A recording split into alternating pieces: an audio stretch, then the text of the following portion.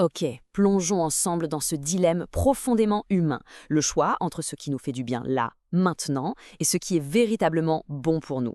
C'est une tension que l'on connaît tous et aujourd'hui, on va la décortiquer. Cette phrase, elle est très forte, elle vient de Marina. Son expérience, son hésitation à aller à sa séance de thérapie, ça ouvre une porte sur un conflit qui est en fait universel. Ce n'est plus du plaisir, c'est une course. Gardons bien cette idée en tête, elle va nous guider. La vraie question, elle est là. Quand on tend la main vers ce soulagement immédiat, qu'est-ce qu'on cherche au fond? Une récompense? Un réconfort? Juste une pause pour respirer? On va explorer ce qui se cache vraiment derrière cette impulsion. Alors face à cette impulsion, il y a en gros deux chemins qui s'offrent à nous, deux chemins bien distincts qui proposent chacune une forme de bien. D'un côté, on a ce qu'on peut appeler le bien facile. C'est le soulagement immédiat, le raccourci qui marche tout de suite.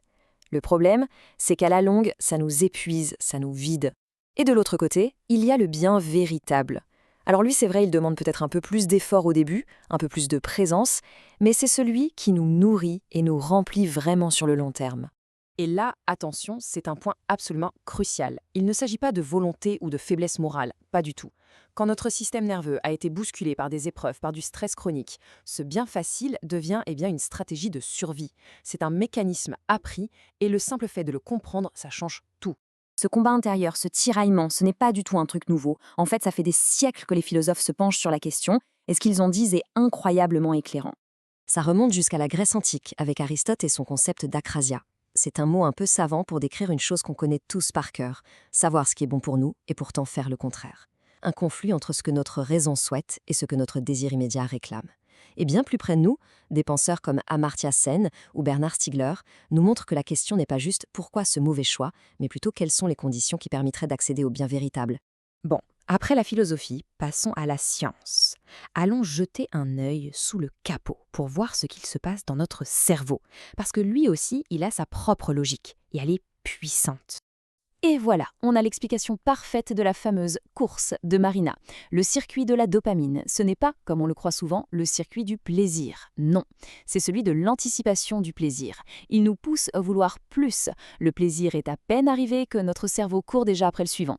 C'est exactement ça qui transforme le plaisir en une forme de manque. Et la théorie polyvagale vient ajouter une couche de compréhension essentielle. En résumé, notre système nerveux autonome a un seul et unique but, nous garder en sécurité, nous réguler. Alors quand il est constamment en alerte, en mode stress, il va logiquement prendre le chemin le plus court, le plus rapide pour trouver le calme. Et ce chemin, c'est souvent le bien facile. C'est un peu un anesthésiant, si on veut. Ça calme le symptôme, mais ça ne soigne jamais la cause. Alors maintenant qu'on a posé tout ça, la philo, la neurobio, on peut aborder la question du changement d'une toute autre manière. L'idée n'est plus de se juger ou de se taper dessus, mais d'agir avec compassion et clarté. Le pouvoir des mots qu'on utilise avec soi-même est immense. Passer de «je suis faible» à «c'est un circuit neurologique», ça change tout. On passe d'un jugement sur notre identité à un problème technique. Et un problème technique, on peut chercher à le résoudre. La honte n'est plus un verdict, mais juste un signal, un indicateur qu'on aspire à mieux. Ça change complètement la perspective. Voici un exercice très concret, le check du bien, à utiliser dans le feu de l'action. D'abord, une pause. Juste 90 secondes. C'est à peu près le temps qu'il faut à une vague de stress pour traverser le corps. Et pendant cette pause, on se pose 4 questions très simples pour créer un petit espace entre l'impulsion et l'action et pour pouvoir réorienter son choix. Bien sûr, sur ce chemin, il y a quelques pièges classiques. Le changement ne doit jamais devenir une punition. Le but n'est pas non plus de remplacer une béquille par une autre. Et surtout, il faut arrêter de croire que la honte est un moteur efficace. Et peut-être le plus important, il ne faut pas attendre d'être parfaitement motivé pour commencer. La motivation, bien souvent, elle vient après s'être mis en mouvement. Ça nous amène à cette métaphore finale qui, je trouve, résume parfaitement tout ce parcours. La distinction entre ce qui est fabriqué pour nous faire consommer et ce qui est simplement là, dans le monde, pour nous nourrir de manière authentique. Et donc, on se retrouve avec cette question. Une question qui ne porte pas sur un seul choix, un seul foire.